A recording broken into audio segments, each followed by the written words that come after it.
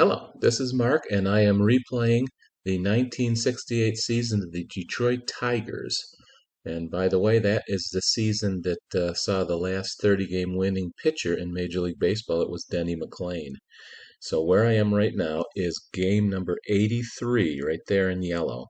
It was played the first game of a doubleheader on July 7th. Denny McLain started, and the Tigers won 5-4. You can see that right there against Oakland. WO, I found out that that means walk-off. So the game ended with a walk-off home run by Tigers' Willie Horton. So let's look at the box score real quick before we play the actual replayed game. So the box score was Tigers won 5-4, and the winning pitcher was Denny McLain. Here's the Oakland Athletics box score. Home run by Sally Bando. Here's the Tigers box score. Home run by Dick McAuliffe and Willie Horton in the ninth inning. And then here's the pitching, which I wanted to look at because it tells me that Denny McLain won the game and became 16-2 at the end of this game.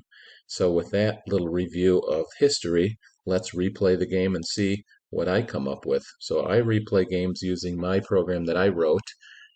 It simulates playing Sports Illustrated Baseball. It's sort of like that Dombrov game that you can buy, but I wrote it myself, and I wrote it so that it does kind of exactly what I want it to do. And my goal was to be able to play different modes and be able to play quickly, so I can get through whole seasons, or the computer can play the whole season by itself. I wanted the look and feel to be you're looking at the same things as you would look at if you're playing the game, which Dombrov does a lot of that, but mine shows it right when you're playing the game. You can see the pitcher and the batter, and then you can see the charts get popped up for stealing or manager's decision or whatever happens to happen in the game, and you'll see some of that when I play the game. So my game is programmed right now to be able to play all those seasons that you see. The 3 seasons that came with Sports Illustrated Baseball, I use the data from the game itself. The other 4 seasons, Steve Etzel and Merv Pat helped me build the files for the player data for those 4 seasons. So those are homemade data files, and the 3 files of the SI seasons came from SI themselves. So that being said, I hit 8 to get to 1968. It tells me that a complete season play is in progress. Let's go back and look at the record of the Tigers after this game. Let's see if it says that anywhere here on the box score. Yeah, they were 54-28. So now I go back to my game and I look at the standings so far, and they are 58-24. So they are 4 games better in my replay than they were in real life. Let's look at Denny McLain wins and losses in my replay. I go to team pitching statistics. I pick Tigers, and there you go. Denny McLain in my replay is 16-1. So after the game in real life, he was 16-2. So he's kind of on track. Mickey Lolich is having a better season than he did in real life, I think. He was 13-2 in my replay so far with 18 starts. So let's go ahead and play the game. I go back to here. I tell it I want to continue playing the complete season. I want to play the next game. It's the Tigers' next game. It tells me, who they're playing and where they're playing. It tells me who the starting pitches were in that game. It tells me who the starting lineups were in that game. So if you looked at the box score, you'd see that this is the starting lineup Oakland used, and this is the starting lineup the Tigers used. And then it goes through and it says Sports Illustrated game is kind of simplistic on the defense. You just add up all the defensive ratings, and then you get a number that generates dice roll numbers that become automatic outs for defensive outstanding plays. In this case, the Tigers added up to 44, and their roll dice, if the pitcher rolls a 20 or 12 or 14, that's an automatic out. The errors just pop up on the batter's charts. So there's no range checking and all those extra steps that a lot of the games have. Some people like it. Really, how many errors really are there in a game that you'd spend all that time, fooling around with that? I think this is just fine. So I will say yes to want to see the dice rolls. So off we go. There's Tiger Stadium. There's Denny McLain. There's Bert Campaneris, who's leading off. It tells me who the next 3 batters are. So this is kind of what I wanted to look at because I got to do whatever I wanted to do. The colorful lines, the top line is Denny McLain's pitching line, and the bottom line is Bert Campaneris against the right-handed pitcher. So then I can here's something I added in this little help screen. It says what you can do. So if you push the space bar, you swing. A B is a bunt, S is a steal, and you can see all those. Those are all the things you can do. Now the computer is managing Oakland, so I can't do that for them. The only thing I can do for them is look at their defense. And I added something on defense. If you hit D for defensive change, it pops up the team's defense and it shows all the players and where they're playing and their ratings. So if you add all those numbers up, Denny McLain's not added. He's probably a 0. But if you add those up, it's 44. Like we said, shot before, I will say no. I don't want any defensive changes, and we'll start playing the game. So I roll the dice for Denny McLain.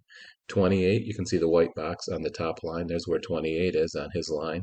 It's a green box, which means the batter gets to roll the dice. So I roll it for Bert Campaneris, and he rolls a 36, which turns out to be a single with a plus. So Bert Campaneris is on. Now the computer manager can decide if he wants to steal or not, or bunt, or all those kinds of things. So, computer manager Dick Williams of Oakland decided Bert Campaneris will steal. So we roll the steal dice, and over on the I'm sorry, I read that wrong. He decided Don Donaldson, the second hitter in the lineup, was going to bunt. He's kind of a weak hitting second baseman. So the bunt chart of a good bunter, because that's what Donaldson is, you can see the plus, that means he's a good bunter, is there on the left side of the screen. Dice rolls in Sports Illustrated Baseball is 10 through 39. Top is 10 of that line, and the bottom is 39. And that's the same place that you'll see a steal chart or manager decision chart or pitcher's Xbox chart. So they all pop up there. So if you're playing the game, it's if you would have rolled the dice, you open up your charts, you would have found good bunter chart, you would have gone down and found out that a 32 means a 2K. In this game, means he's 2 strikes, so he can either decide to bunt again or hit away. Let's see what Dick Williams decides to do. He decides to have Bert Campaneris steal. So there's the steal chart for a 4-runner. And again, top is 20, is 10, bottom is 39. He rolls a 13, which is a red box, which means he's out. And this out happened to be he got picked off because there's a P in the box. Green boxes are safe, red boxes are out. So McLain picks up Bert Campaneris. That's nice for the Tigers. John Donaldson is a 22 from McLain and a 21 for Donaldson. He grounds out. Rick Monday comes up. 22 from McLain is nothing. 34 is a ground out for him. So McLain, after the single by Campaneris, picks him off and gets the next 2 guys out. Here's Lou Krause pitching against Dick McAuliffe. And you can see those lines are changing as we go through. There's a different top line because Krause is out there, and then McAuliffe is up. 34 for Krause is nothing. 38 for Dick McAuliffe is a strikeout. You can see the blue box is strikeout. It's highlighted with a white box around it to show where 38 is on that bar. Mickey Stanley comes up twice. 21 is nothing. 34 is a ground out. Jim Northrup, batting third, comes up. 36. And then a 35 for him is a ground out. So no runs in the first inning. A's had 1 hit. Tigers had none. You can see the the line score up on the top. 33 from McLain is nothing. Sal Bando with 34 pops out. Reggie Jackson is up. He gets a 20, which is a nothing from McLain. He rolls at 11. So Reggie Jackson is a 1-out double. So there's Jackson at second base. He's a 3-runner. You can be 0 for 5 on this. And 5 is the highest and 0 is the lowest. And that's used for both base running, manager's decision chart changes, and stealing. 1 number for both in Sports Illustrated Baseball. Which, I'm okay. I kind of see that it's nice to have 2 numbers, 1 for base running, 1 for stealing, but they didn't do it that way back in the 1970s at the Sports Illustrated Baseball developers' offices. 25 for McLain. McLain's got some outs up there, but he hasn't got one yet. There's a 15 for Gosger, which is a ground out with a star, which means the runner's advance. So Jackson goes over to third. Here comes Webster with 2 outs and a runner on third. 26 there.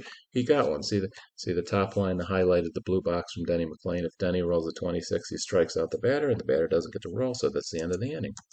Bottom of the second, Norm Cash comes up. There's nothing from Krause. 34 is a fly out. Here's Willie Horton. 28. That's a Krause automatic out. You can see the little F.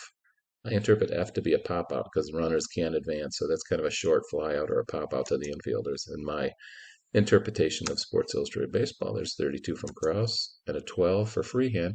That's a SF. That's a sacrifice fly in parentheses. So that's a deep fly ball because in in SF with parentheses, runner on third scores, and the other runners can try to advance on the flyout. So that I interpret that to being the deepest flyout you can get. All right, top of the third, McLean's out there. 36 is nothing. There's a single for Dave Duncan, the catcher. There's Duncan on first base. Pitcher comes up. 31 for McLean. The pitcher rolls a 30 and gets a double. That's pretty amazing, and it even scores the base runner from first base because it was a double with a star. My game does a little beep when someone scores, but my volume was down, so I turned it up. All right, we got a runner on second now. 23 is a base on balls from Denny McLean. There's Campaneris over at first, 35. Oh, he's having a little trouble. Denny McLean might have a little bit of trouble in this game as Donaldson rolls an 11 and gets a double. They got second and third and nobody out. McLean's got to bear down. There's nothing. He strikes out Rick Monday, which is a good thing. Here comes Sal Bando. Bando, you can see in the replay season, there's his stats. He's hitting 248 with 8 homers and 45 RBIs, so the game keeps track of that and shows it to the player when he comes up. Oh, there's a 26 for McLean, so he strikes out Bando. Here comes Reggie Jackson. Reggie Jackson is hitting 262. I'm going to walk him with 2 outs, so I hit W, and that's an intentional walk. Put Jackson out. I'd rather pitch to Gosker. Hopefully that's not a bad decision, and it wasn't because McLean rolls a 12, and 12 and 14 are the numbers for the Tigers, so that's an automatic out, and he limits the damage to 2 runs. So Oakland up 2-0. Tommy Matchik leads off with a ground out. Tigers are still looking for their first base runner. There's a 37 from Cruz. For Kraus, 25 from Wirt. Don Wirt strikes out, and here comes Denny McLean. You can see the pitcher batting line. McLean's an okay batter. He's got some green. Pitchers usually didn't have very good lines. He does strike out, though. So in Sports Illustrated Baseball, there's a 17 from Denny McLean. The black dice is the 10 digit, and there's a 1, 1, and 2 2s and 3 3s. So that means the 30s come up more than the 20s and more than the 10s, and then you add the 2 whites together to get the single digits. So there's a 1 and a 3 and a 4 means 17. Anyone who plays Sports Illustrated Baseball would obviously know that. Dave Duncan comes up, 37 from McLean. There's a 15. He strikes out Luke Krause, the pitcher. 35, he flies out. Here comes Dick McAuliffe. McAuliffe with a 36, and there's a flyout for McAuliffe. Mickey Stanley, there's 24 from Krause, and 33 is a pop-out. Jim Northrup, 29 from Krause is an automatic ground out from him. So Krause is rolling along here. This is supposed to be Denny McLean Day, but it's Luke Krause Day instead. All right, we got Bert Campaneris leading off. He's hitting 295, having a good season. 13 is a nothing. 22 is a flyout for Campaneris. Here's second baseman Donaldson, 32. There's an error. Roll of 39. Error is usually in a 39th batter's car. So Tigers commit an error. Donaldson's on first. Monday comes up. 26 is McLean's strikeout, so he goes down. Here's Sal Bando. There's a 10. And a 26 is a single with a star. It means Donaldson goes over to third. Here's Reggie Jackson with his chance to knock in some runs. And he does not, luckily, for the Tigers. He rolls a 35 and strikes out. Here we are in the bottom of the fifth. Stormin' Norman Cash leads off with a ground out. Willie Horton, there's a 27 from Krause, and a 35 is a ground out. So the Tigers continue to get no hit by Lou Krause. 24 is nothing. There's a short fly ball from Freehand, so that's the end of the fifth. Gosker leads off the sixth with a 30 on his line is a pop out. There's Raymond Webster, 31, and a 28 is a single from Raymond. He's on first base. 34 from McLean is nothing. There's a strikeout of Dave Duncan. Here comes pitcher Luke Krause. 33 and then a 35 is Krause strikes out. So there's the end of the top of the sixth. Bottom of the sixth means Tommy Matchik leads off. 34, 32 is a strikeout. Don Wirt comes up. 24 is nothing. There's a fly out. Now, a lot of times I would pinch hit, but I'm giving Danny McLean the most chances of getting wins, so I let him bat, unless it's, totally out of hand. So Danny McLean will go ahead and bat, even though his team is down 2-0. There's 15. Danny McLean flies out. Here we go into the seventh inning, 2-0. Campaneris 31 from McLean is nothing. 38 is pop out. Donaldson comes up 16, and then a 20 is a single for Donaldson. So there's Donaldson at first base. Rick Monday comes up 35. Oh, man. These Oakland A's are getting hits. There's the ninth hit of the game. They got 2 runners on, 1 out. Sally Bando comes up 34. There's a pop out from Bando. Here's Reggie Jackson. 21 from McLean is a strikeout. So Jackson does not get to roll the dice. And it remains 2-0. Okay, Tigers have top of the order. Running out of outs. Here we are in the bottom of the 7th. Ground out off Luke Krause's chart. Nicky Stanley comes up. Stanley flies out. Still no hits for the Tigers. And there's automatic out on defense for the A's was 13, and there's a 13 from Krause. So we're through 7 innings, and the Tigers are being no hit. Jim Gosker gets walked. That's the first walk of the game. Raymond Webster comes up, and he grounds into the double play, so that's good for Denny McLean and the Tigers. Dave Duncan with 35, and then the 34 is a pop-out. So here we are at bottom of the 9th, still no hits. Luke Krause rolls a 31, the Storm and Norman Cash, and Norman grounds out. Willie Horton with the 13, there's an automatic out. Tigers have, I don't think they've had a base runner. They don't have a walk or a error or anything. This is a perfect game going. Luke Krause is 37, strikes out Bill Freehan, so he's got a perfect game going through 8 innings. Here's Luke Krause, obviously, will get to bat, although these days, who knows? If he's got 100 pitches, maybe he would have taken out even though he's a perfect game. I think the managers would leave someone in if he's got a perfect game, even today. 21 from McLean is a strikeout. 23, there's a walk. Campaneris goes to first.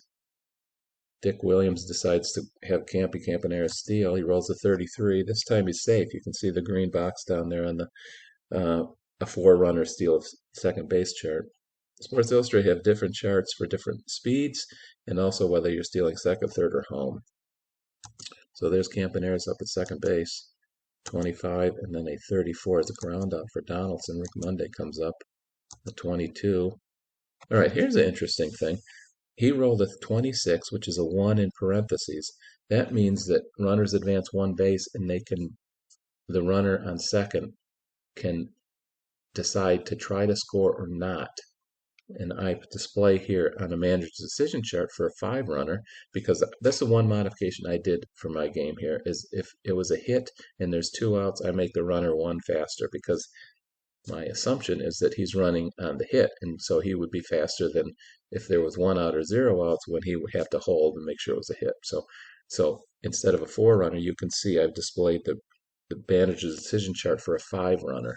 And you can see that right next to the bar that goes up and down. You can see for a 5-runner, manager's decision, that pretty easy decision because there's hardly any outs and they're all up in the 10s. So it even tells you that there's 88% chance of him being safe. So Dick Williams decides to let him go and try to score. So we roll the dice, and it's a 32, and it's down there. It's a green box. So Campanera scores. And Monday goes to first base on a single. So now it's 3-0. A 39, and there's another single for Sally Bando. First and third, 35 from McLean, and there's a fly out. So that's the end of the A's. They're 3-0. All right, now we're going to do some pinch hitting. Here's Tommy Machick leading off. Lefty, righty. I'll let Tommy Machick go ahead and bat. There's a 21. There's a fly out. Don Wirt's batting 212. Well, might as well try some pinch hitters.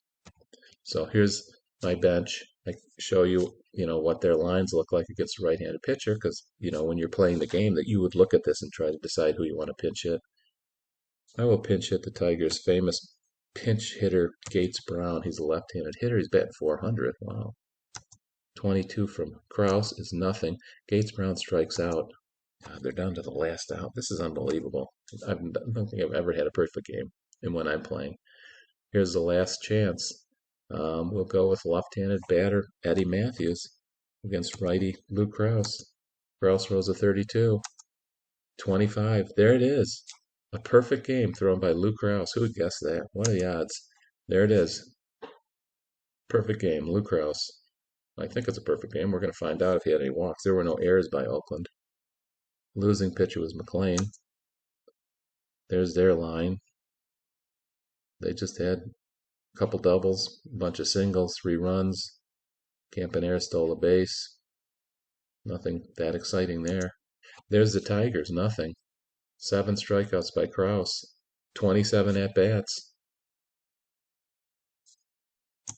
There's Lou Kraus, no walk, 7 strikeouts. So it is a perfect game. That is unbelievable. That this is the game I decided to record. Denny McLain going for his 17th victory. He does not get it. He loses the game 3-0. Do I want to play the next game? No. So here's what my game does. After you play your team's game, it goes ahead and plays the next games. Since this was a doubleheader, there's no more games that it was going to play, so it was going to go right on to the second game of the doubleheader. Let's go ahead and look at Denny McLain's stats. Now we go to team pitching, we go to the Tigers. So there he is, 16-2. See, his record is exactly the same as it was at this point in 1968, which is kind of cool, I think. Also kind of cool that there was a perfect pitch by a pitcher named Lou Kraus. Let's look at Lou Kraus's stats so far. We'll go teams, we'll go pitchers, we'll go Oakland Athletics, number 9.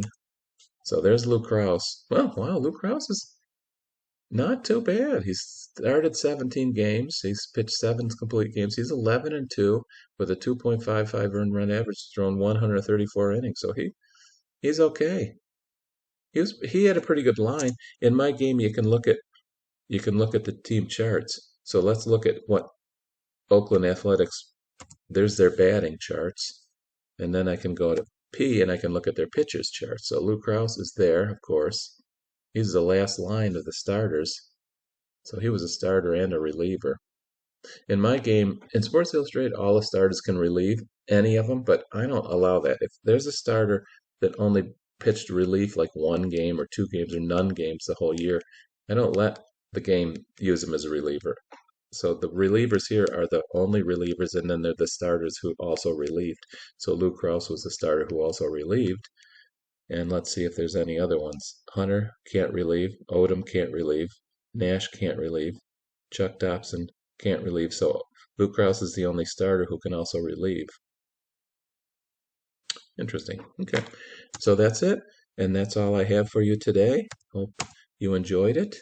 And also, this game is out on Dropbox, and I will put a link in the comment field of this YouTube. And if anyone has a Windows PC and wants to try this out themselves, all you need is a free Dropbox account. You download the files that I put out there, you put them in a subdirectory, and you run the executable, and this is what you'll see. So, this is Mark signing off.